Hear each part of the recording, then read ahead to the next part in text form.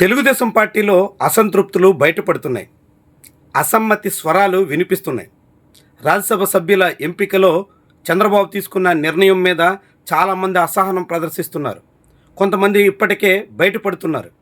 అయితే ఈసారి సెలక్షన్ చంద్రబాబు చేసిన దానికన్నా నారా లోకేష్ చేసినట్టుగానే అంత అంచనా వేస్తున్నారు. దాంతో చాలామంది అసహనాన్ని ప్రదర్శించడానికి వెనకాడడం లేదు. ఎందుకంటే ఇప్పుడు రాజ్యసభ సీటు రానటువంటి వాళ్ళకి మళ్ళీ నెక్స్ట్ టర్మ్ కూడా వచ్చే అవకాశం లేదు.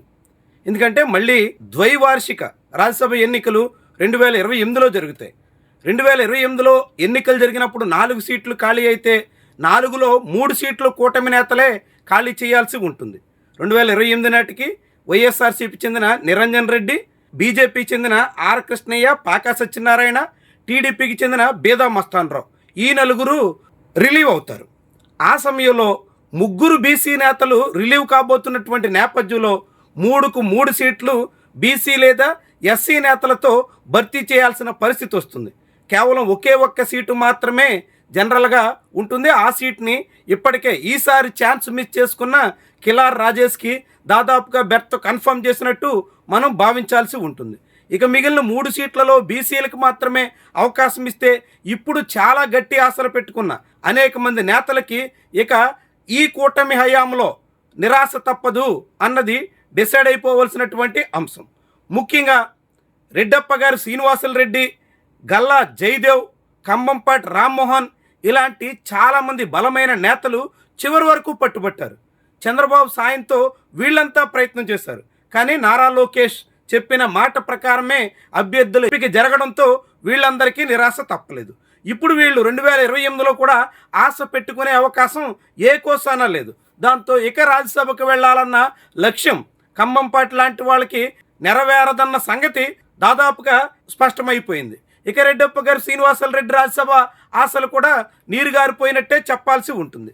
దాంతో ఇప్పుడు రెడ్డప్ప గారు శ్రీనివాసులు రెడ్డి తన నిరసనను, తన వ్యతిరేకతను, తనలో అసంతృప్తిని బయటికి వెళ్ళగక్కే ప్రయత్నం చేశారు. సోషల్ మీడియాలో పోస్ట్ పెట్టి పార్టీ అధినేత తనకు హామీ ఇచ్చి మాట తప్పారు అంటూ చంద్రబాబునే నిలదీశారు. ఎన్నికల ముందు కడప జిల్లాలో పార్టీ నిలదొక్కుకోవడానికి తగ్గట్టుగా విపక్షంలో ఉండగా తమను ఉపయోగించుకుని గద్దెనెక్కిన తర్వాత తమకిచ్చినటువంటి హామీని తుంగలో తొక్కేశారు అంటూ ఆవేదన వ్యక్తం చేస్తున్నారు. కడప జిల్లాలో తెలుగుదేశం పార్టీకి మెజార్టీ రావడం వెనక అప్పటి పార్టీ ప్రెసిడెంట్గా ఇప్పటికీ పార్టీలో కీలక బాధ్యతలు పోషిస్తూ అనేక రకాలుగా శ్రమ కోర్చినటువంటి నేపథ్యంలో తమకు రావాల్సిన అవకాశాన్ని కూడా చంద్రబాబు నాయుడు మిస్ చేశారు అన్నది రెడ్డప్ప గారి శ్రీనివాసులు రెడ్డి ఆవేదన. అయితే ఆయన భార్య కడప నుంచి ఎమ్మెల్యేగా ఉన్నారు కాబట్టి ఆయన భార్య ఎమ్మెల్యేగా ఉండగా ఆయనకు కూడా రాజ్యసభ సీటు అవకాశం ఉండకపోవచ్చు అని చాలామందే భావించారు. కానీ ఇప్పుడు అసెంబ్లీలో స్పీకర్గా అయ్యన్న పాత్రుడు ఉండగా అదే ఇంట్లో ఆయన తనయుడు చింతకాయల విజయ్కి తెలుగుదేశం పార్టీ నాయకత్వం రాజ్యసభ ఛాన్స్ ఇచ్చింది. ఇలా ఒకే ఇంట్లో ఇద్దరికి అవకాశం ఇవ్వలేనప్పుడు కడపలో రాయలసీమ కోటాలో తమకెందుకు ఇవ్వకూడదు అన్నది రెడ్డప్ప గారి శ్రీనివాసులు రెడ్డి మాట. ఇలా అనేక మంది తమ అసహనాన్ని, చంద్రబాబు మీద అసంతృప్తుల్ని వెళ్ళగక్కుతున్నారు. ఇది భవిష్యత్తులో తెలుగుదేశం పార్టీకి చాలా పెద్ద సమస్యగా మారేందుకు అవకాశం ఉంటుంది. ప్రతిపక్షంలో ఉండగా ఎన్నికల ముందు కష్టపడినటువంటి వాళ్ళ నేతలందరికీ అదిస్తాం ఇదిస్తామని హామీలు ఇచ్చి ఇప్పుడు అధికారంలోకి వచ్చిన తర్వాత వాటిని నెరవేర్చలేక చంద్రబాబు చేతులెత్తేస్తున్నటువంటి నేపథ్యంలో ఇలాంటి అసంతృప్తులన్నీ బయటపడుతున్నట్టు కనిపిస్తుంది. ఈ అసంతృప్తుల సెగ మరింత రాజుకోవడం ఖాయంగా కనిపిస్తుంది. ఇప్పటికే వర్ల రామయ్య లాంటి వాళ్ళు ఓడిపోయే సమయంలో తమకు సీటు ఇచ్చి పోటీ చేయించి అబాసు పాలు చేసి గెలిచే వీలుండగా తన పేరును పరిశీలిస్తున్నామని చెప్పి చివరి వరకు ఊరించి ఉసూరుమనిపించడం పట్ల తీవ్రంగా కలత చెందినట్టు కనిపిస్తుంది.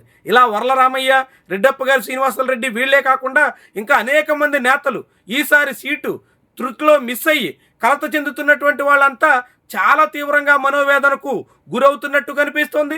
తమ ఆవేదనను పార్టీ నేతల వద్ద వెళ్ళగక్కుతున్నట్టుగా చెప్తున్నారు.